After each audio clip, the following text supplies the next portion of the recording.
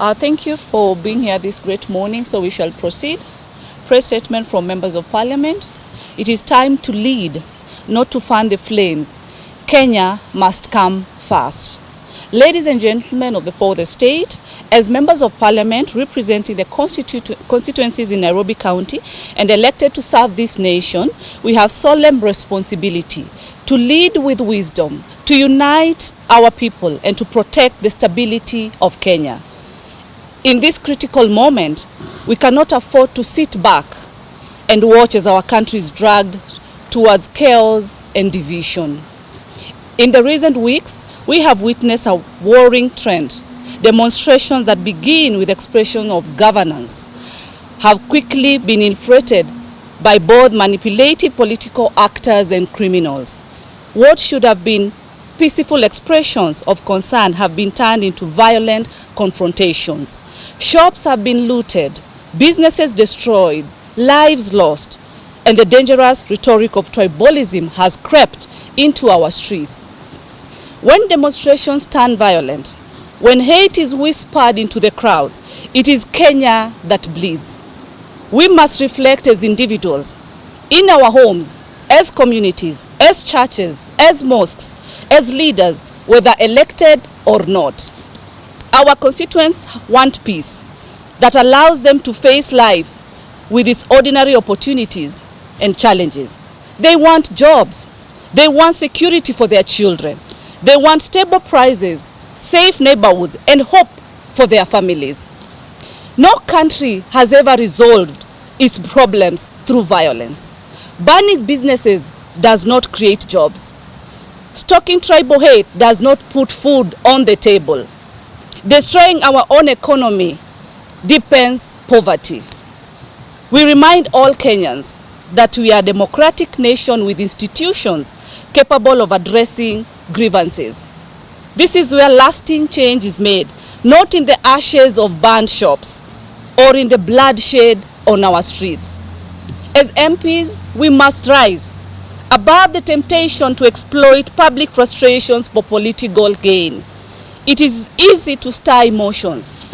It is easy to stand in a podium and call for chaos.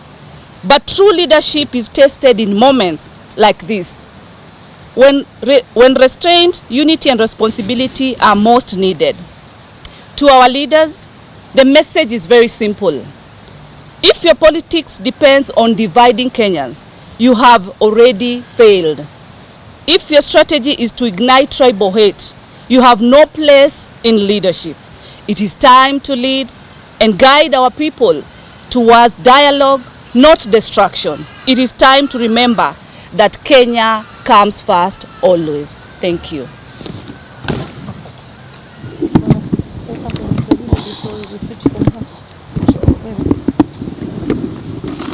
Asante sana members of press.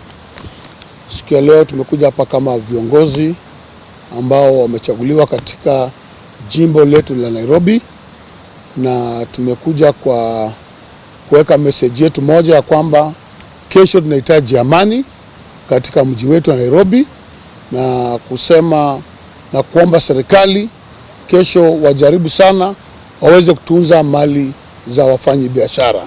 Hatungetaka kuona biashara ya mtu wote inaumizwa kwa sababu ya maandamano. Wale wanaandamana waandamane, lakini waandamane kwa njia ya amani. Sisi kama viongozi tumekuwa tunahubiri amani na tunaendelea kuhubiri amani. Katika statement ambayo imesomwa na senator wetu, amesema kwamba sisi kama wanasiasa tunahitaji kuongea na watu wetu wa mitaa zile tunawakilisha, zile constituency tunawakilisha, ya kwamba kesho tunahitaji amani katika jimbo na nchi letu ya Kenya. Na tunataka kusema kwamba hakuna mtu yote anazuiliwa kufanya mambo yake ndani ya kisheria, lakini kama unakubaliwa kufanya mambo yako ndani ya kisheria, na wewe pia wajibike kuona kwamba hauinterfere na mali za wafanyabiashara. Hawa wafanyabiashara wamechukua loans, wamepanga mambo zao ili wasaidie jamii zao katika mahali wanatoka, na tutakuwa ni vibaya sana ya kwamba kuna watu wanaingia katika hizo maandamano kuharibu pia amani ya Wakenya. Hakuna Kenya nyingine tutakimbilia kama si ambaye tuko. Sisi ni Wakenya, tutabaki Wakenya, na lazima sisi kama Wakenya tujipende. Tusipojipenda tutachoma nchi yetu, na kuchoma nchi yetu ni mara moja, kuijenga tena itakuwa ni ngumu. So tunahitaji kesho polisi wajibuke kwa kwamba kuchunga mali ya wafanyabiashara na kuona kwamba kila mtu ameandamana kwa njia ambayo inatakikana kwa saa zile zimewekwa kikatiba, na wamalize waende nyumbani. Sisi kama viongozi tumekuja hapa kusema kwamba tunahitaji amani Kenya yetu, na pia tunasema kwamba tuna support our broad based government, kwa sababu hiyo ndio imeleta Wakenya pamoja katika jimbo letu la Kenya na majimbo zote za Kenya. Hiyo broad based government tunaendelea kufanya kazi pamoja kuona maendeleo ya wananchi, maendeleo ya watu mitaani, mashule zetu, zile biashara zetu za vijana, maendeleo ya vijana wa mama inaendelea. Nataka kumshukuru our president kwa sababu ako kwa mstari wa mbele kuona kwamba tunapata hayo maendeleo kupitia broad based government.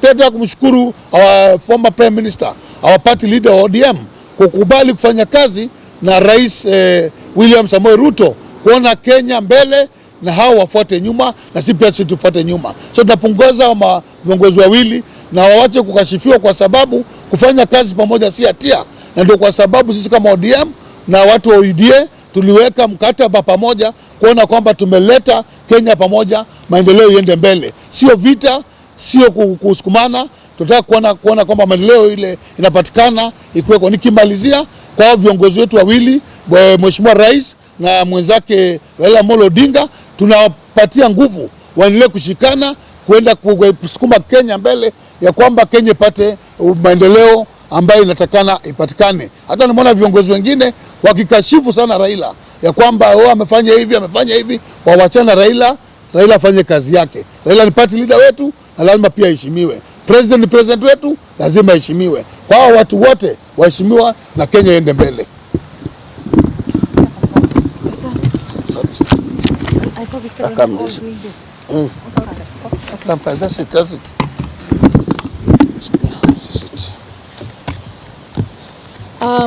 Good morning. The first thing I want to say is we have only one country, Kenya. And it might have a lot of challenges, but the way to solve the challenges are not through demonstrations that turn violent, protests that end up seeing people lose their rights, because one right cannot negate another right. Now, I have trended the whole of this week because of the public order bill. I want people to know that I meant that bill for the good of this nation, not to deter or curtail rights. In 2017, as your woman rep, I saw 97 dead, young dead people. And as ODM, we made sure that each and every one of them was buried with dignity, but we could never replace the lives of those that have been lost. So for me, I want to say to all those that think hashtags are the way to go, and they're taking advantage of our youth and the situations that they find themselves in, those hashtags are not going to give jobs. Those hashtags are actually destroying jobs. So what I want to say is give the president and give the Right Honorable Raila Odinga and any leader of like mind a chance to solve the problems that we want to solve for this country. Going on the streets every week, all right, is actually, it's good if it's peaceful. And I pray that tomorrow will be peaceful. For those that will exercise their rights tomorrow, right, the headlines that are trying to steer more division, right, which I've called the media out for that, right, are not going to help this country. I know that there's also, from the messages that I've gotten, I know that there's a lot of people that are funding these kind of movements in our country from outside. But remember, you live outside, but you're leaving the Kenyans here. Those who are saying invade the institutions of government, they are not on the front line to invade. It is our innocent children and families in despair that are going to lose their lives. So what I want to say is, let us work together.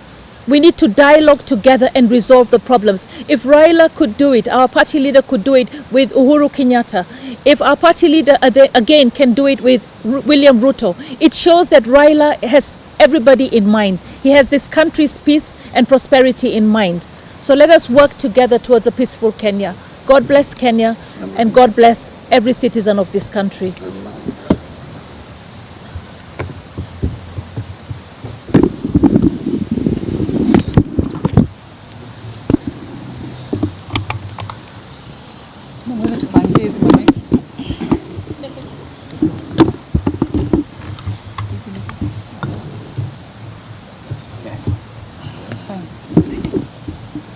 Thank you very much, members of the Fourth Estate. I want to speak to the young people of this country. What you do not know is at the moment, politics have begun. And what you're seeing and what you would think like a positive revolution, or you think you're expressing your voice, has taken a political turn. Politicians are infiltrating what was your movement last year. It no longer has a Gen Z face. It no longer has a youth face of this country. It is a competition that has all the political connotation in it. So I want to ask you, and especially the youth in Nairobi, do not be used politically. We know you are peaceful youth. We know you because we've interacted with you. We know you mean well. Do not agree to be used politically.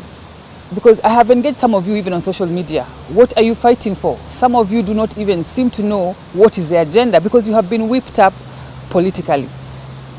I want to urge you, stay at home in Nairobi because you have seen the kind of distraction and what a risky business it is. Police are out there to protect themselves. And you see, they have expressed it. You are putting your lives in danger, and for what? And your families end up mourning. So the young people of Kenya, please, I ask you, if you want to express yourself and there is a point you want to drive, make sure that it is your movement. Make sure that it is not somebody else's agenda or somebody else's strategy. It is yourselves who are doing it because you have something to drive, not because you have been whipped up, you have been picked in matatus and dropped in town. Please desist from that. Thank you. Thank you.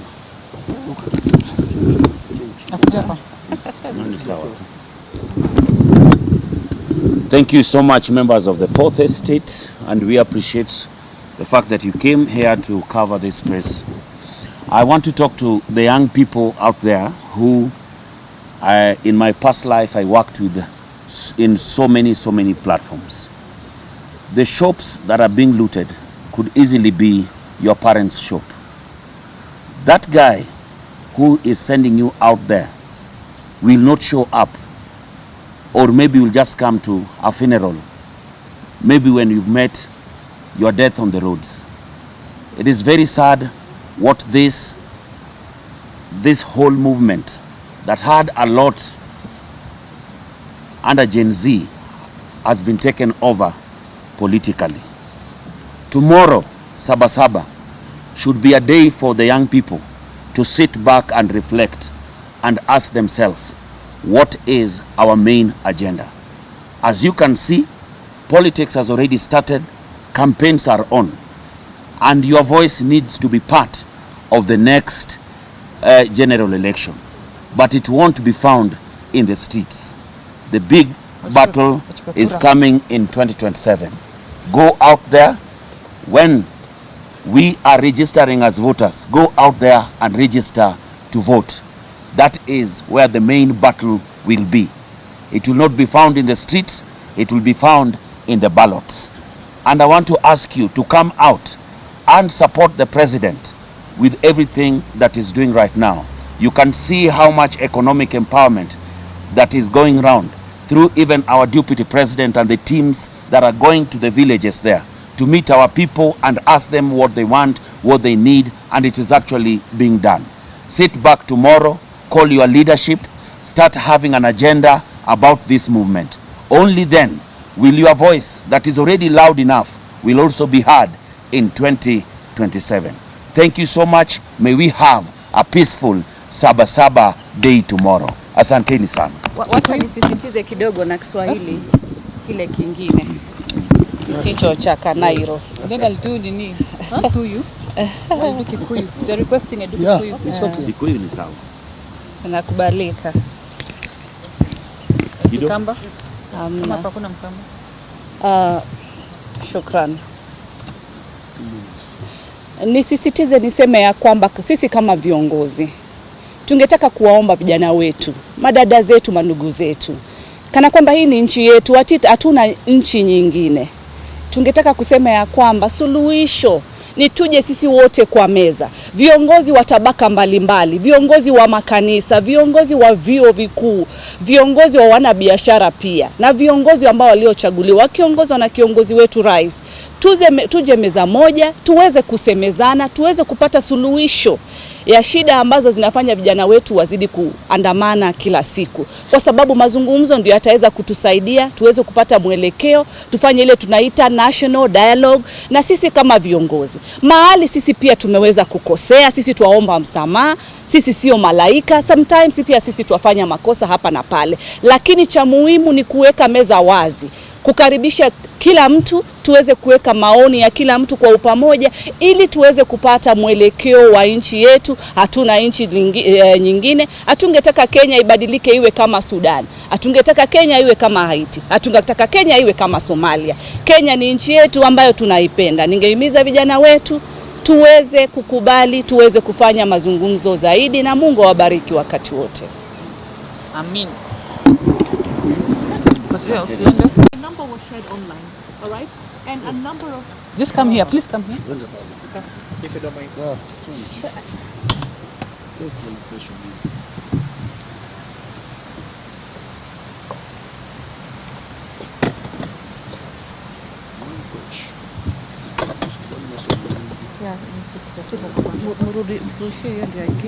Let me flag you here. Okay, so because my number was shared online, quite a number of numbers have come to me. I've had messages from Israel, I've had messages from Saudi Arabia, Qatar, Dubai, America, Canada, Germany, and the UK. So one message that came to me was from a number from Germany, all right, that said, we are fundraising, we're raising money, we're going to make sure that we fund the invasion of all the politicians' houses. All right, so that in itself shows that there's an activity going on there. I have a friend currently in the UK, and she was invited for a gathering. And in that gathering, she's a supporter of government, right? And in that gathering, they were actually raising money, all right, to send to Kenya. That was the purpose of the gathering. So I know that is happening. And a lot of the bloggers that are actually online, that are fueling the movement in the country right now, majority of them are actually not even living in Kenya. We know that. They're not living in the country. But for me, what is important is for us as a country to hold together. All right? I mean, I'm on the Esther dry fast, and I'm going to end it on Monday evening. The reason I'm doing the dry fast for the country is because I love this country. And every life is sacred. Every life is sacred. As I said, from 2017, 97 lives. And there are many other lives that come out of the injuries that are lost that we don't hear about. And this year, last year, almost another 60, 70 lives. We really need to understand that life is sacred. We want our youth to understand that the government is working tirelessly to ensure that we create jobs, either through direct employment, all right, or through business support and empowerment.